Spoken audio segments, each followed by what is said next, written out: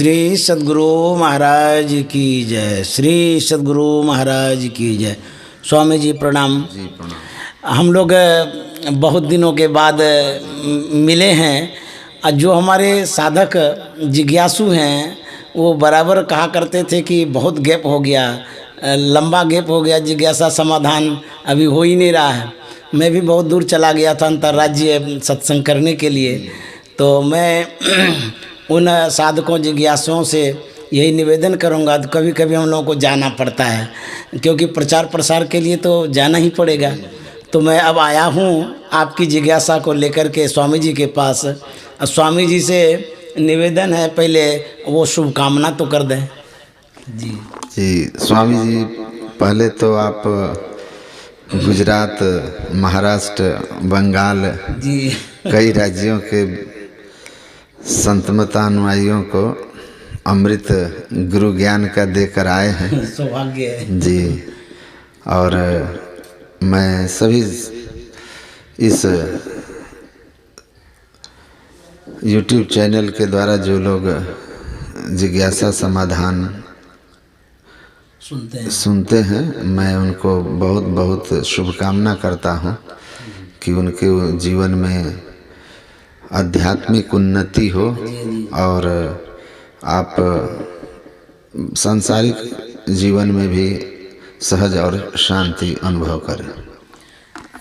स्वामी जी, अब हम लोग चौथे एपिसोड में प्रवेश करने जा रहे हैं। जिज्ञासा समाधान लेकर के आपके सामने विद्यानंद बाबा उपस्थित हैं। तो ये प्रथम जिज्ञासा है अररिया से प्रेमचंद्र दास का। वो पूछते हैं कि स्वामी जी, जबकि मैं ध्यान करता हूँ, सत्संग करता हूँ, संत मतानुयायी हूँ, सद्गुरु को भी मानता हूँ, मेरे ऊपर विपत्ति पर विपत्ति आती रहती है। मैं इतना अच्छा करता हूँ फिर भी विपत्ति ही विपत्ति क्यों आती है? मन घबरा जाता है। मैं देखता हूँ लोगों को जो अन्याय करता है, अनर्थ करता है, अपकर्म करता है, वो सुखी देखे जाते हैं। हमारे जीवन में ऐसा क्यों हो रहा, क्यों दुख आते रहता है? तो स्वामी जी से समाधान चाहेंगे। हाँ जी, देखिए, पहली बात तो यह है कि सुख और दुख जी जी ये हमारे अपने कर्म के फल हैं। जी जी और जिनके जीवन में सुख देखा जा रहा है जी लेकिन वर्तमान उनका अपवित्र है, अपकर्मरत है, अपकर्मरत हैं, लेकिन फिर भी सुखी देखे जा रहे हैं, तो इसका मतलब उनके पहले के किए हुए शुभ कर्मों का फल है जो वो अभी भोग रहे हैं सुख रूप में। आगे उनको घोर नरक और घोर दुख आएगा। और अगर हमारे जीवन में अभी दुख है तो इसका मतलब है कि हमारा कोई पूर्वकृत जो है कर्म है वह प्रकट हुआ है, वह प्रारब्ध प्रकट हुआ है। तो सत्संग और ध्यान करते हुए भी अगर आपको महसूस हो रहा है कि हम दुखी हैं, तो पहली बात यह है कि आप सुख, ये दुख आपके जीवन में तो रहेगा, कर्मफल है, लेकिन अगर सत्संग ध्यान कर रहे हैं तो गुरु की कृपा से, ईश्वर परमात्मा की दया से आप उस दुख के सागर को पार कर जाएंगे। छोटे मोटे दुख की तो बात ही छोड़ दीजिए। हाँ, धीरज रखना है। धीरज रखना है, अधीर हो जाता, अधीर नहीं होना है। धीरज धरे तो कारज सरे, ये अंतिम शब्द महर्षि संत सेवी जी महाराज का है। और गुरु महाराज भी कहते हैं कि धीरजवान होकर के साधना करना चाहिए, सुख दुख आता है। गुरु नानक देव की परंपरा में गुरु गोविंद सिंह जी हुए, वो कहते हैं कि संसार है, दुखालय है, यहाँ तो दुख आएगा। कोई ऐसा नहीं जिससे दुख नहीं हुआ। यहाँ तो भगवान राम भी दुख जीवन में दुख देखे। कृष्ण तो माँ के गर्भ से ही, क्या कहें, जन्म से ही दुख में ही थे। कबीर साहब ने भी तन धर सुखिया काहो न देखा।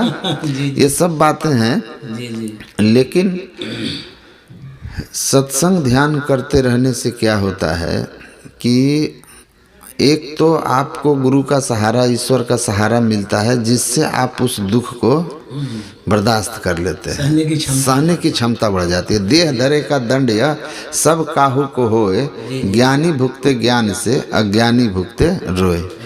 जो सत्संग ध्यान करते हैं दुख उनके जीवन में आता है तो वो ज्ञान से उसको भोग लेते हैं। जी अज्ञानी छाती पीट पीट करके भोगते हैं। जी ये अंतर आ जाता है। लेकिन दुख तो आएगा। हाँ, सत्संग ध्यान करते रहने से दुख कम महसूस होता है। ऐसा कभी नहीं हो सकता कि किसी के जीवन में दुख ना आए। कोई ऐसा बन ही नहीं सकता। हाँ, दुख आए पर वो दुख हमको इतना दुखी न कर सके बिखर ही जाए कि हम बिखर जाएं। ऐसा बन जाना संभव है।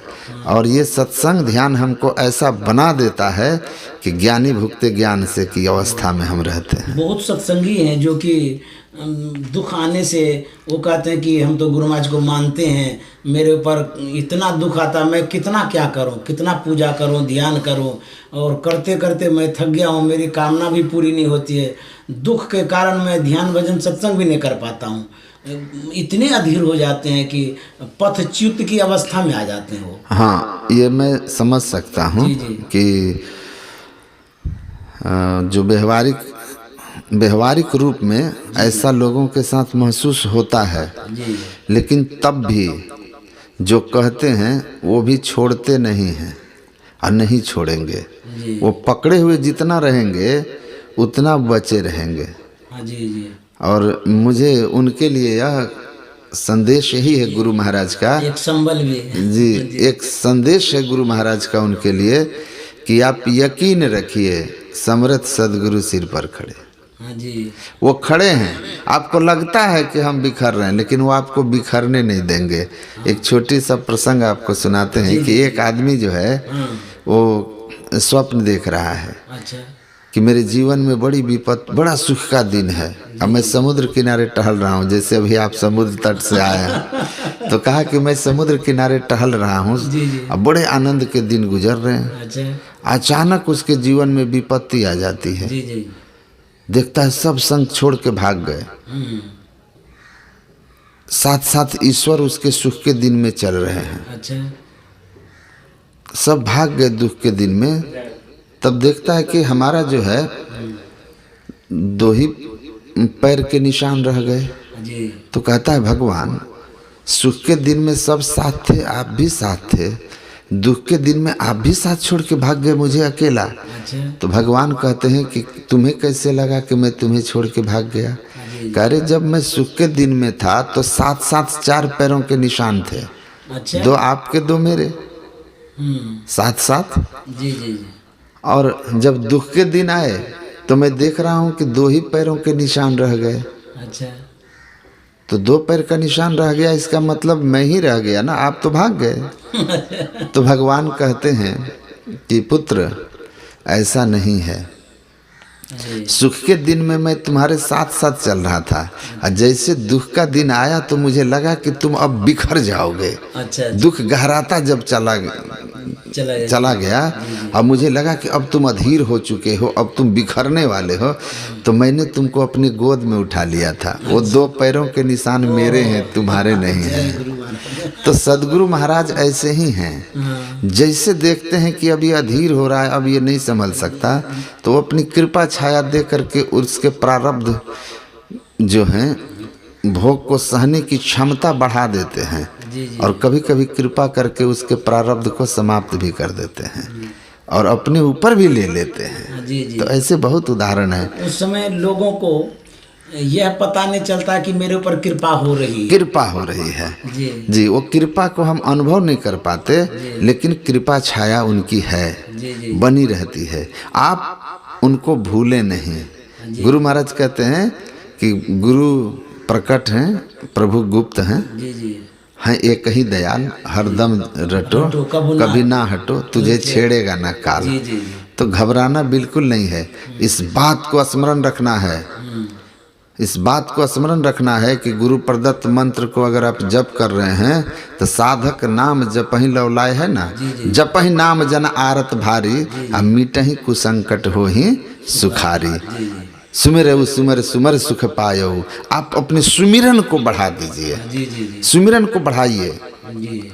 कितना भी मन भागे, गुरु महाराज पर समर्पित होकर के अगर आप जप करते रहेंगे और अपना नियम से ध्यान भजन करते रहेंगे तो स्मरण रखिए ये दुख के दिन आपके सहजता से निकल जाएंगे। ज्ञानी भुगते ज्ञान से, आपको अपने विवेक, सत्संग, ध्यान से अपने समझ को और सहन शक्ति को और गुरु की कृपा को, तीनों को जो है हमको हमेशा स्मरण में रखना है। जी जी। और कबीर साहब ने कहा, रे मन धीरज काहे न धरे, काहे न धरे। तो इस तरह से बिल्कुल, धीरज धरु संशय नहीं राखहु, राम भरोसे रहो। जी जी जी। आपका बनत बनत बन जाए। गुरु गोविंद सिंह भी कहे हैं, छड़ के गुरु द्वारा सिखा होर द्वारे जाई ना, आ सुख दुख जिंदगी दे बिचावे याते तू घबराई ना। कहते हैं सुख दुख जिंदगी में आएगा, घबराना मत। गुरु के द्वार के छोड़कर और किसी द्वार पर मत जाना। अगर गुरु के द्वार को छोड़ के किसी और द्वार पर गए तो जान लो कि तुम बिखर जाओगे, लेकिन गुरु के द्वार को पकड़े हुए हो तो इस द्वार से आप यहाँ गुरु की कृपा छाया में आपको कोई कुछ नहीं बिगाड़ पाएगा। विपत्ति के दिन भी निकल जाएंगे, टिकेंगे नहीं। एक वाक्य मुझे याद आ रहा है कि किसी ने कहा कि द्वार धनी के परे रहो, धक्का धनी के खा, कभू धनी निवाजियाँ ज्यों दर छारी न जाए। जी बिल्कुल, द्वार धनी का पड़े रहो। हाँ। बिल्कुल, आपको सदगुरु के द्वार पर पड़े रहना है। जी जी। आप पड़े रहेंगे तो रीझे बूझे साहब तेरा कौन खड़ा है द्वार। भगवान कृष्ण ने भी गीता में कहा है, योग क्षेम वहा में। हाँ, सुख में दुख में जी, मतलब स्मरण करते रहो। स्मरण करते रहो। स्मरण करते रहोगे। गुरु महाराज कहे ना कि अगर आप हमको याद करेंगे तो हमारी दया आप पर जाती रहेगी। जी, जी, जी। तो याद करना मत छोड़िए आप। दया गुरु महाराज की कृपा आप पर बरस रहेगी और आपके सारे जो दुर्दिन आपको लग रहे हैं उनको सुदिन में बदलने में ज़्यादा वक्त नहीं लगेगा। जी जी जी। तो स्वामी जी बहुत अच्छा आपने इस विषय में समाधान किया थे हमारे प्रेमचंद दास जी। आगे जो जिज्ञासा है वह है गोपालगंज बिहार से। वो एक साधिका हैं नीलम राय जी। वो पूछते हैं कि मैं बहुत दिन से साधना करती आ रही हूँ लेकिन मानस ध्यान में सफलता नहीं मिल पा रही है, कुछ नज़र नहीं आता है, इसके लिए कहाँ त्रुटि हो रही है जी? रूप दर्शन नहीं हो रहा है, थोड़ा सा मुझे सुझाव दिया जाए स्वामी जी। स्वामी जी, इससे पहले जो आपने जिज्ञासा समाधान का किया था एपिसोड, आगे के एपिसोड जी पीछे के एपिसोड में, तो इस पर चर्चा हुई थी कि पानी जब शांत हो जाता है और गंदगी नीचे बैठ जाती है तो उसमें चेहरा स्पष्ट दिखाई देता है। अगर आपको चेहरा नहीं आता नज़र, यानी इष्ट के रूप का दर्शन, सदगुरु के रूप का दर्शन नहीं हो रहा है, तो इसका मतलब यह है कि हम जब उस स्तर तक नहीं कर पा रहे हैं जिस स्तर पर जब पहुंच जाने के बाद हमारा मन इतना ज़रूर शांत हो जाए इस अनुपात में कि वह धुंधला दर्शन भी कर सके। तो इनको जप पर ज़्यादा ध्यान केंद्रित करना होगा और चलते फिरते भी जप करना होगा। और विश्वास और दृढ़ता, ये तो दो एकदम प्राथमिक शर्त है कि जब आप बैठें तो पूरे विश्वास के साथ बैठें, दृढ़ता के साथ बैठें और एक एक शब्द, एक बार जो आप मंत्र बोल रहे हैं उसको पूरी तरह आपका विश्वास होना चाहिए कि चींटी के चलने की जो आवाज़ सुन लेते हैं वो आपकी आवाज़ को सुन रहे हैं। बस पुकार, जिस स्तर की पुकार से वो आपके सामने प्रकट होंगे, वो पुकार का वो लेवल अभी नहीं है। तो हमको अपनी पुकार में थोड़ी कमियां हैं। वो उस स्तर का हमारे अंदर अभी भाव नहीं है मंत्र के साथ। जिस दिन मंत्र के साथ हमारी भावनाएं जुड़ जाती है ना, तो गुरु महाराज आपके सामने खड़ा होने में एक क्षण देर नहीं लगाएंगे। इसीलिए आप पुकारते रहिए।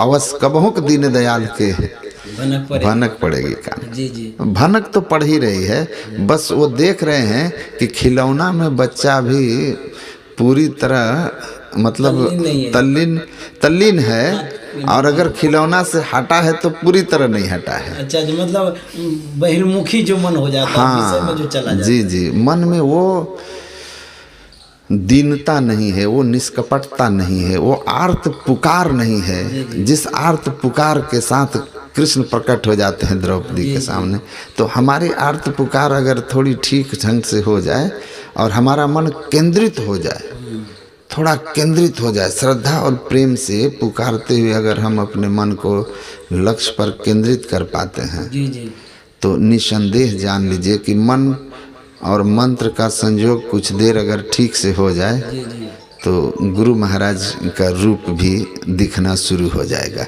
इसीलिए जब आप चलते फिरते भी करें और जब बैठें तो श्रद्धा और विश्वास के साथ जप करें।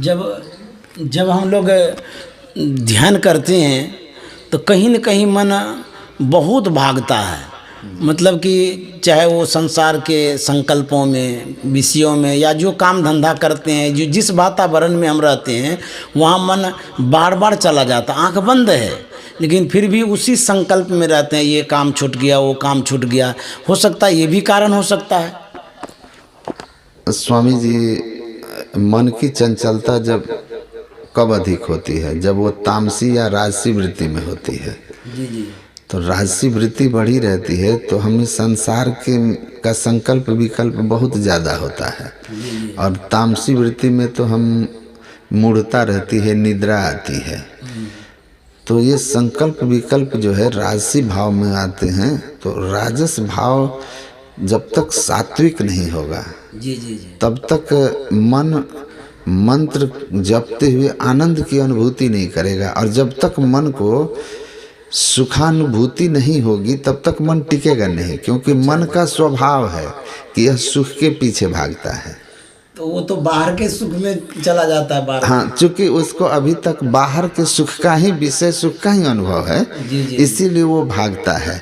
जब करते करते जब अपने मन की स्थिरता में जो सुख होता है उस सुख को मन तो नहीं जानता ना, इसीलिए टिक नहीं पा रहा है। लेकिन इसीलिए गुरु महाराज कहते हैं कि अंधकार जो है संस्कार निर्माण है। संस्कार निर्माण है।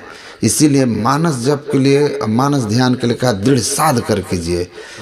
प्रतिहार से जो हार जाएगा, गुरु महाराज कहते हैं प्रतिहार में जो हार जाएगा उसको धारणा कभी नहीं होगी, और जिसको धारणा नहीं होगी उसको ध्यान कैसे हो सकता है।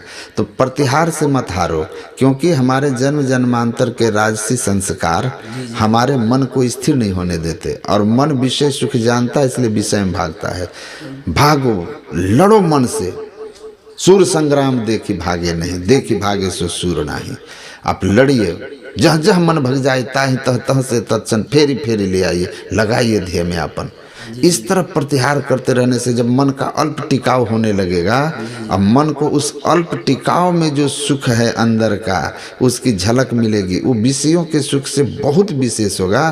तो मन अब जो है टिकना शुरू हो गया, मन अब जप में लगना शुरू हो जाएगा। तो बस प्रतिहार करते रहिए, घबराइए मत। कुछ समय के बाद अपने आप जैसे धारणा बनी कि हमारा समझिए कि काम बनना शुरू हो गया। जैसा कि गुरु महाराज जी ने भी अपने पद्यों में, अनुभवों में कहा है कि पापों के संस्कार जन्मों के मेरे, यह भी पीछा करता है। हमारे जो संस्कार हैं, मैं क्या कहा, संस्कार निर्माण, यानी हमारे किए हुए अनेक तरह के जो राजसी तामसी कर्म हैं वही तो हमारे पाप हैं, और वही तो हमारे संस्कार हैं। वो संस्कार जो हमारे मन को स्थिर नहीं होने देते हैं। तो हमें अपने पापों के संस्कार को खत्म करने के लिए क्या करना होगा? सतगुरु सतगुरु नित ही पुकारत, छीजत पाप समूह रहे। और सतगुरु रूप हिये में धारत, काम क्रोध मद लोभ दहे। तो पहले पापों का संस्कार तो खत्म करें, वही राजसी तामसी संस्कार को मिटाने के लिए गुरु जाप मानस ध्यान मानस कीजिए दृढ़ साध कर। तो वो जो रूप दर्शन के विषय में पूछ रही थी साधिका जी, तो कैसे और क्या प्रयास किया जाए? उनको चलते फिरते भी जप करना है, और विशेष मन लगाना है, और गुरु महाराज के पर दृढ़ श्रद्धा विश्वास रख करके और बैठे जब, तो प्रतिहार से नहीं भागे। कितना भी मन भागे उसको पकड़ पकड़ के लाएं, हारे नहीं, दृढ़ साध करके आप मान लीजिए, कीजिए। 2-4 महीने कीजिएगा अगर एकदम दृढ़ता के साथ, तो आप भी जानते हैं कि जरूर फर्क पड़ जाता है। स्वामी जी, यह भी आवश्यक है क्या कि किसी एक मतलब रूप का ध्यान करना चाहिए? जैसे गुरु महाराज का ही रूप है तो कई एक तरह का है, तो इस पर भी निर्भर करता है कि गुरु महाराज का कोई एक रूप हो या अनेक रूपों में लोग मन दौड़ाते रहते हैं, इसकी आवश्यकता है, बता दिया जाए। हमें बताया गया था दीक्षा के समय में भी, और मैं सुना भी कई लोगों से, और अब अनुभव भी ऐसा आता है कि किसी एक रूप को पकड़ लेना है, मतलब एक इष्ट, और इष्ट के भी अनेक रूप है ना। अब जैसे सदगुरु महाराज का ही लीजिए, तो अब सामने जो है वो हंसमुख चेहरा है, ऊपर जो है शांत भाव से चेयर पर बैठे हैं, कहीं इस तरह से हैं, तो उनके अलग अलग जो हैं समय में लिए गए फोटो अलग अलग भाव के हैं। उसमें से हमें कहा गया कि जो गुरु महाराज के जो कई तस्वीरें हैं उपलब्ध, उनमें से जो आपको सबसे ज़्यादा चित्त को आकर्षित करता है, जो आपको लगे कि यही हमको अच्छा लग रहा है, जो आपके चित्त को, गुरु महाराज का जो भाव वाला रूप आपके चित्त को ज़्यादा आकर्षित करता हो, उसी एक रूप को आप चुन करके और उसी एक रूप को बार बार अपने मन में घुमाइए, तभी वो आपकी सफलता होगी।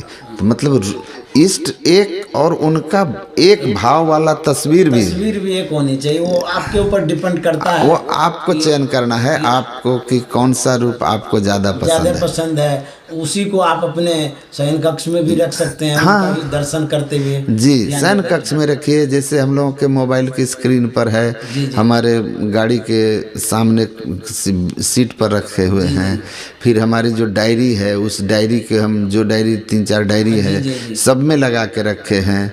हम हर क्षण हम उसी रूप का जब दर्शन बार बार उसको देखते रहते हैं, मानस ध्यान ठीक से बनेगा, मानस ध्यान ठीक से बनेगा। और वही एक ही तस्वीर है, वही एक छवि, वही एक भाव का, जिसको हम बार बार देखते हैं। जी।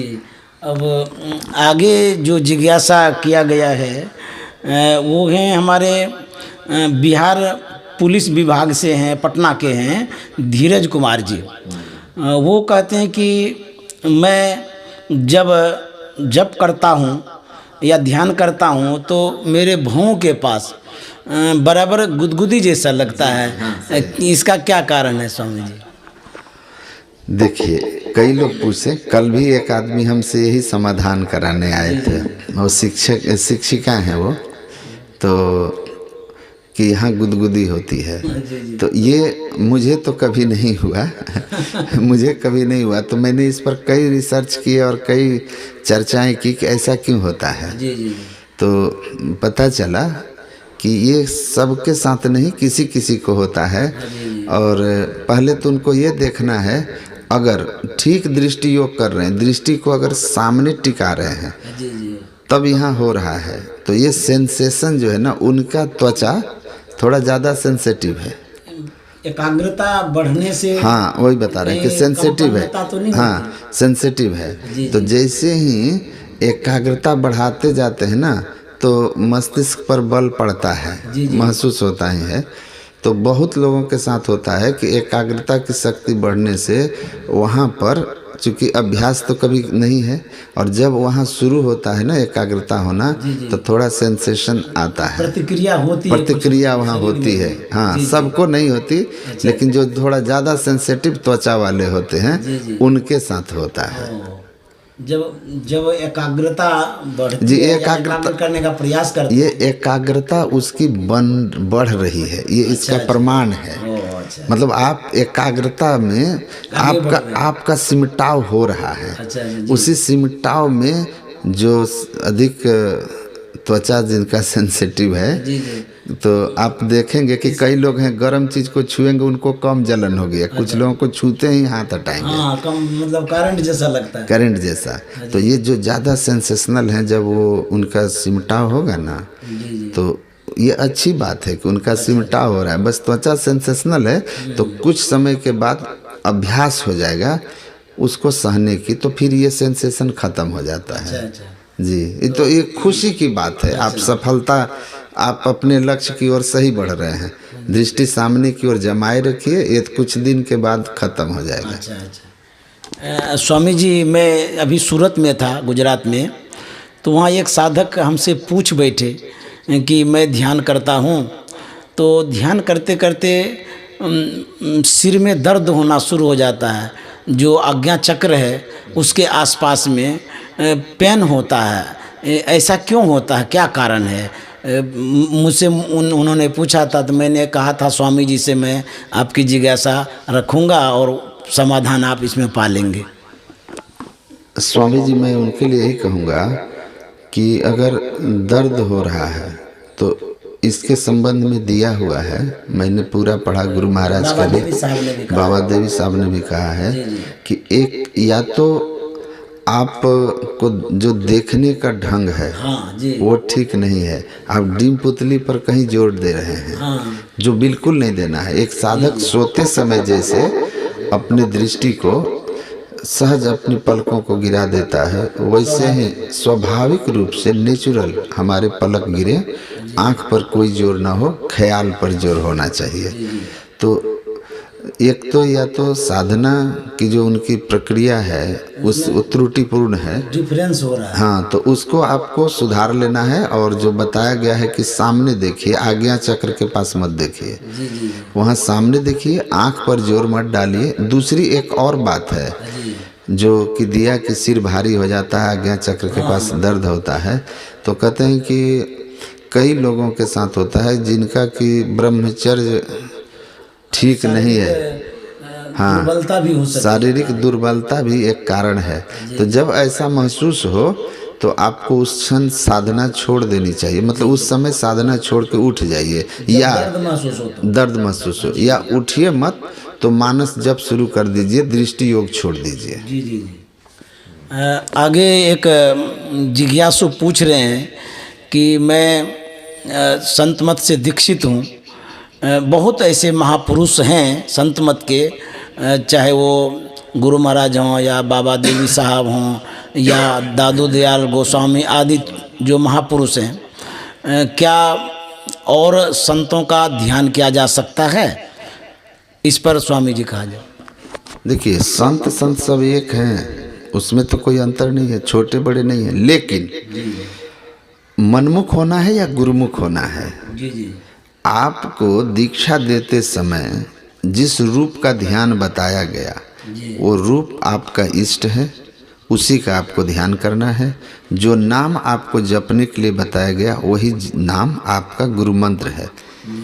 राम राम, कृष्ण कृष्ण, दुर्गा दुर्गा, शिव शिव, गुरु गुरु, ये सब ईश्वरवाची शब्द हैं। लेकिन जब कोई महापुरुष दीक्षा के समय इनमें से कोई शब्द कहता है जपो, तो वो गुरु मंत्र बना, जो मार्गदर्शन जैसा दिया गया है दीक्षा में जो बताया गया। तो ये गुरु मंत्र तब बना जब किसी महापुरुष ने आदेश किया कि ये जपना है। किसी दीक्षा के समय जिस रूप को आपको ध्यान करने के लिए बताया गया, वो रूप आपके लिए ध्यान का वही आपको ध्यान करना है, वही मान के करना है। हमारी सब सिद्धि या साधना में सफलता इस बात पर निर्भर करती है कि हम कितने गुरुमुख हैं, कितने गुरु के बताए हुए आदेश पर चल रहे हैं। जी जी जी। तो जो दीक्षा में दिया गया वो कीजिए। अगर आप अपने अनुकूल कर रहे हैं कि हमको बताया गया है इनका रूप हम कर रहे हैं ये रूप, तो फिर आप गुरुमुख नहीं मनमुख हैं। मनमुख व्यक्ति कभी साधना में सफल नहीं हो सकता है। तो मूल बात है कि दीक्षा में किनका रूप कहा गया। हजारों करोड़ दुनिया में हैं, उनकी एक से एक महापुरुष हैं, सब पूज्य हैं, लेकिन ध्याये कौन है, किनका ध्यान करें, ये दीक्षा में जिनका रूप कहा गया उसी का करें, अटूट श्रद्धा और विश्वास रखकर, मन में संशय हटाकर। जी जी।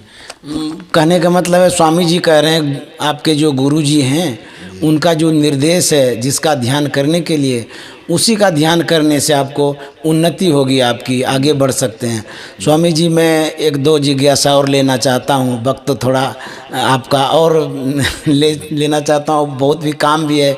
हम लोगों से पूछा करते हैं कि बात नहीं हो पाती है आपसे, तो मैंने उनसे कहा कि ये डिजिटल इंडिया है, महात्मा लोग भी अब ऑनलाइन होते जा रहे हैं, इसीलिए कम वक्त दे पाता हूँ। तो एक दो जिज्ञासा और उसके बाद समाप्त करूँगा। स्वामी जी, आगे एक जिज्ञासु हैं, वो कहते हैं कि चेतन कितने प्रकार का है? उस विषय में बताया जाए।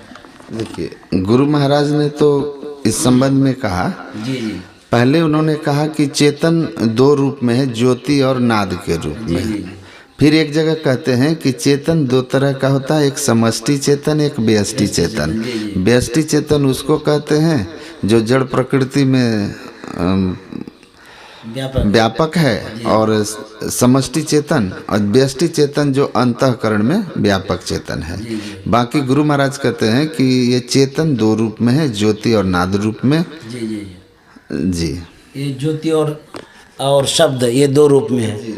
एक अंतिम जिज्ञासा है, लुधियाना के श्री प्रदीप शाह जी हैं, उनका कहना है कि जब से ही सिद्धि हो जाती है तो और साधना की क्या आवश्यकता है, इस विषय में कहा जाए। और एक चीज और कह दे चेतन के संबंध में कि चेतन को अमृत रूप भी कहा गया है। अच्छा अच्छा, जी जी। चेतन जो है वो अमृत रूप भी कहा गया है, इसलिए कि चेतन को योगाग्नि भी कहा गया है। तज योग पावक देह हरिपद लीन भई जहाँ नहीं फिरे। तो ये ज्योति और नाद छठी और सातवीं भक्ति के द्वारा जो अमृत अपने अंदर में मिलता है, 10वें द्वार में कहा ना, 10वें द्वार 9 दरवाजे 9 दर फीके, 10वें रस अमृत चूइजे, गुरु नानक देव कहते हैं। तो 10वें द्वार में अमृत रस किस रूप में चूता है? अमृत ध्वनि की नौबत झहरत बड़ भागी सहनते। तो वहाँ पर जो अमृत ध्वनि है या प्रकाश और शब्द अमृत के रूप में 10वें द्वार में बरसता है। यही चेतन यही अमृत है, यही योगाग्नि है। इसी को ईश्वर का बायां दायां हाथ भी कहा गया है। जो इसको पकड़ लेते हैं वो अमृत को पान करके आवागमन के चक्र से छूट जाते हैं। इसको ईश्वर का रूप भी कह सकते हैं क्या, ज्योति और शब्द को? वाच्य कहा है, वाचक और वाच्य कह के बताया है। ईश्वर का नाम जो है वह सार शब्द है, और सार शब्द ही ना मिलावे, सार शब्द ही ईश्वर से मिलाता है, और सार शब्द को पकड़ने वाला मुक्ति को पा लेता है। तो मूल अमृत तो आप सार शब्द को ही कह सकते हैं, जिससे अमृतत्व की प्राप्ति हो जाती है, अमरता की प्राप्ति हो जाती है। वो लुधियाना वाले का जो जिज्ञासा है कि जब सिद्धि हो जाती है तो अन्य साधना मतलब कि दृष्टि योग, नाद योग या मानस ध्यान की क्या आवश्यकता है। तो उनके क्या प्रदीप शाह जी हैं। जी, प्रदीप शाह जी, आपके लिए ही कहना है कि यहाँ पर सिद्धि का अर्थ मुक्ति नहीं है, मोक्ष नहीं है। जप ही नाम जन आरत भारी, मिटहि कुसंकट हो ही सुखारी। वही लिखा है कि साधक नाम जप ही लौलाए, हो ही सिद्ध अनिमादिक पाए। सतगुरु पशु मानुष करे, मानुष ते सिद्ध सोए, और दादू सिद्ध ते देवता देव निरंजन होए। तो इसका मतलब है कि देव निरंजन परमात्मा होने के पहले परमात्मा को जानकर परमात्मा हो जाना मोक्ष है। वो होती है नादानुसंधान करते हुए सार शब्द की प्राप्ति से। जहाँ तक जपात सिद्धि का अर्थ है, लिखा हुआ है जपात सिद्धि, जपात सिद्धि, जपात सिद्धि न संशय। यहाँ पर साधक जो है अनिमादिक सिद्धियाँ, जिसमें लघिमा, गरिमा, महिमा, अष्ट सिद्धि है, इसित वसित आदि जो है, जो हनुमान जी के पास था, लघु रूप, दीर्घ रूप। हाँ, तो ये सब जो सिद्धियां हैं, ये सिद्धि जप करने से आ जाती है, न कि परमात्मा की प्राप्त करके मुक्ति आती है। तो इसलिए मोक्ष के लिए आपको आगे की साधना करनी होगी। इतना से काम नहीं चलेगा। ये प्रारंभिक है, लेकिन बहुत ये भी कम नहीं है कि अष्ट सिद्धि आ जाए। पर आगे की साधना नहीं जानते हैं तो ये अष्ट सिद्धियां फंसा भी देती है। अच्छा। हो ही जिस बुद्धि परम से आनी, अतिन तब हितवनाथ हित जानी। भटक भी जाते हैं। अगर आपको ज्योतिनाद की साधना नहीं आती है तो आप संसार में आप उलझ जाइएगा, मतलब चमत्कार के चक्कर में फंस करके आप गिर जाएंगे, मान सम्मान बढ़ने लगेगा। जी, बिल्कुल। तो स्वामी जी, आपका समय बहुत कीमती है। इतनी देर हम लोगों ने जिज्ञासा समाधान किया, और भी साधकों से, जिज्ञासुओं से, संत मत अनुयायियों से या धर्म प्रेमियों से आग्रह है कि आप हम तक अपनी जिज्ञासा भेजें और उस जिज्ञासा का समाधान समय समय पर स्वामी जी से करा करके भेजते रहेंगे। अब मैं यहीं पर इस कार्यक्रम को पूर्ण करना चाहता हूँ, समाप्त करना चाहता हूँ। आप सभी श्रोताओं को बहुत बहुत धन्यवाद। आप विद्यानंद बाबा बेस्ट चैनल पर इस कार्यक्रम को सुनते हैं, उसे लाइक करें, सब्सक्राइब करें और स्वामी जी से 2 शब्द आशीर्वाद स्वरूप। स्वामी जी, आपने जो यह कार्यक्रम शुरू किया, इसकी बहुत सुंदर प्रतिक्रिया। जी जी जी। मुझे गोपालगंज से एक साधिका हैं, वो कह रही थी जी कि हमारे मन में कई दिनों से चल रहा था कि जब हमारे अंदर, सुमन लता गिरी नाम है उनका, शिक्षिका हैं वो, तो कह रही थी कि हमारे मन में बहुत दिनों से चल रहा था कि मानस रूप जब हमारे सामने आंख बंद करते हैं, जप किया और गुरु महाराज का चेहरा हमारे सामने आ जाता है, तो फिर सर्वांग का ध्यान करना चाहिए कि नहीं। मैं सर्वांग में फिर कोशिश करके जाती हूँ, तो ये क्यों? तो इसका हमको समाधान नहीं मिल रहा था। लेकिन पिछले एपिसोड में जब आपने कहा कि नहीं, आंख बंद, अगर आपके सामने गुरु महाराज का चेहरा सीधे आ जाता हो तो ये तो उत्तम बात है। जी जी। सर्वांग में तो फैलाव ज़्यादा है, फैलाव बहुत है, और सीधा रूप आता है, इसका मतलब आप में सिमटाव ज़्यादा हो गया है। तो ये आप गुरु कृपा पात्र हैं, गुरु महाराज की कृपा है आप पर। तो कहीं कि वो से सुन करके जो 6 महीने से मैं उधेड़ बुन में चल रही थी और किसी से समाधान नहीं खोज पा रही थी, तो उस शंका समाधान से हम एकदम उन्मुक्त होकर के अब उत्साह से साधना कर रहे हैं कि मैं प्रगति में हूँ। तो बहुत खुशी है कि आपने ये कार्यक्रम शुरू करके, और ऐसे साधक बहुत हैं जो अभी अपनी इससे लाभान्वित हो रहे हैं। लेकिन आप देखे होंगे कि नीचे उनके कमेंट्स भी आते हैं, आपके चैनल पर मैंने देखा है। तो आपका ये विद्यानंद बाबा बेस्ट चैनल सफल हो और लोगों को अधिक से अधिक लाभ पहुंचा सके, मेरी शुभकामना जी। श्री सद्गुरु महाराज की जय। मैं यहीं विराम देता हूं और आप लोगों को बहुत बहुत धन्यवाद, साधुवाद। स्वामी जी प्रणाम। प्रणाम। उसको बंद कर।